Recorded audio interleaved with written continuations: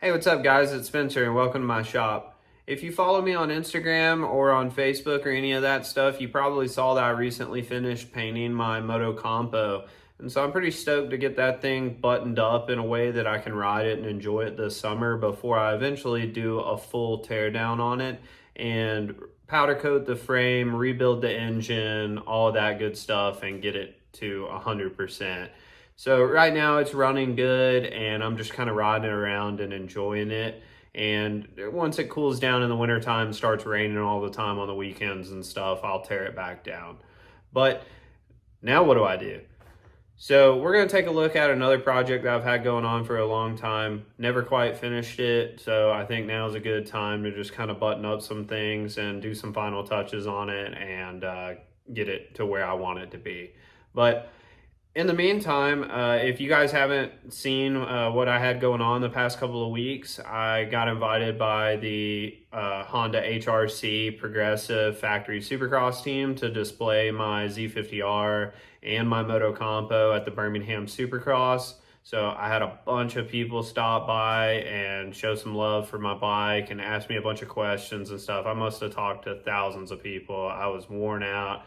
It was a long day for me. I don't get out much. I normally just lock myself in the basement down here and build stupid crap for mini bikes for fun. So this was a super cool experience for me. I took my brother along with me. We were just chatting with people all day, handing out some stickers and stuff like that and getting people signed up for the Moto Compacto giveaway that Honda had going on. So shout out to the whole Honda team for having me out. Those dudes were super cool. Everybody was so nice and you know, people just coming from all over and checking out my bike and stuff. It was super rad. So anyways, now that you're all caught up, let's get started on the next project.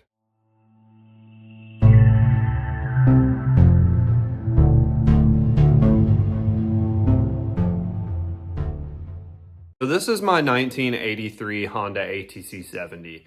I've always thought these things were super cool, so I was really happy to get my hands on one years ago, and I started building it in like 2019, 2020, something like that.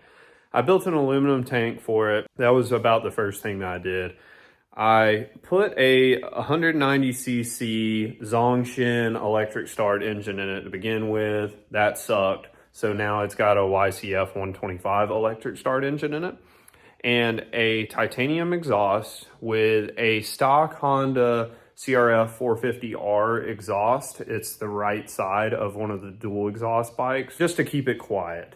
It's got a Mikuni 22 millimeter carburetor on there with a custom built intake manifold by me.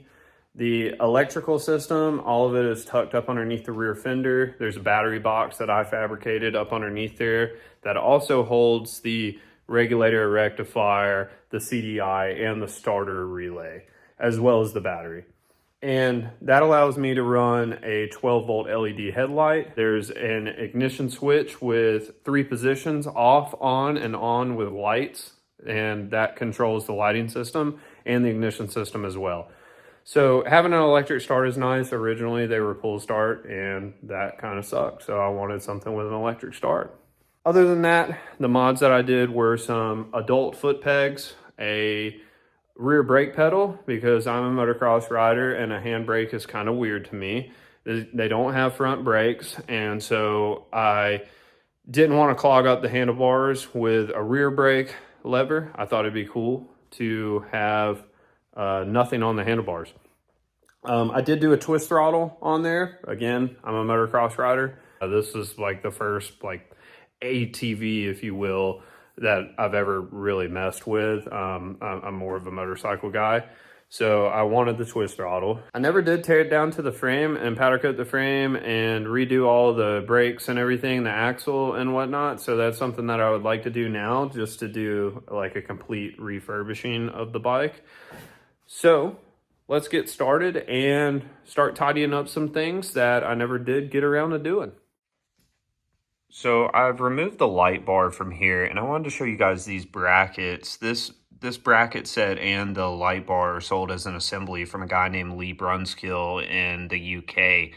And his company is called Shed Built Fab, and he's got a lot of parts for ATC70s, and he does really good work. So if you're building one for yourself and you want some cool trick parts, check him out. I just decided I'm going to go a different direction with this and put on a different light bar and also make a entire front number plate assembly to just kind of tidy things up. I'm going to tuck the electronics behind it and everything, and also put a bag from Thrill Seekers on it to just store some normal stuff that I need around the house. So I've removed both of the headlight brackets that were on there, and they mount with a threaded hole at the bottom and a little dowel pin hole at the top. And the reason that I removed those and didn't just use the pre-existing hole to mount this number plate is the light bar that I'm going to use is going to mount somewhere pretty much right in there, and I don't want it to interfere with those brackets. So I think what I'm going to do is try to 3D scan and pick up on these original mounting points, and also maybe add some clamps, you know, that might clamp up here at the very top just to provide some structure. If I turn the handlebars all the way, you can see I don't have a whole lot of room to work with any lower down there to clear my tank. So if I put some brackets up here, I think it'll be structurally pretty sound. And I've also disconnected all of the other electrical stuff. You can see the plugs I used down there 5 years ago when I started putting this thing together. I don't really like those, so I'm gonna redo those as well and try to tuck all that behind the number plate and keep it tidy. My original game plan was to 3D scan this with my phone. Unfortunately, I just got a new phone, and the app that I used to use to 3D scan stuff is no longer supported in the App Store. So I tried about 5 other apps, and they all wanted a subscription service where they charge you monthly. Otherwise, you basically can't do anything with their app.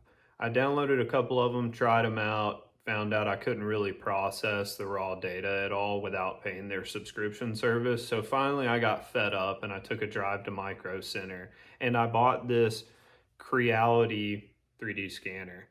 And this thing's kind of neat. It links up to your phone. You put your phone right here. This is a Wi-Fi box that allows you to control it without having a hardwired connection to your phone. So you can use your phone as a screen separately. You can hold your screen in one hand and watch what you're scanning, or you can actually mount it with that clamp right there. So I bought this and used it. I didn't really know what I was doing with it. I had to figure it all out. So I didn't record any of that process because it would have been like watching paint dry. I'll show you guys what I came up with and all of the prototypes that it took to make this work the way that I wanted to and get the fitment right, as well as just tidy it up and make it look cool.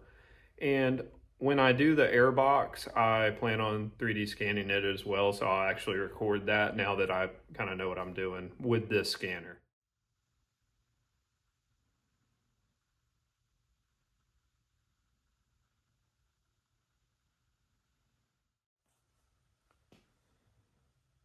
My first prototype here was basically taken from the raw scan data and just taking some critical measurements to mount the brackets to the forks and get the light bar mounted where I wanted it to be. The second prototype, I started to incorporate a shroud for the light bar and also the latches or loops or whatever you'd like to call them for the straps to go around the forks, and started to roll the corners some and kind of get the shape the way that I wanted it to be. The third prototype, I decided that I wanted this shroud to surround the light bar completely.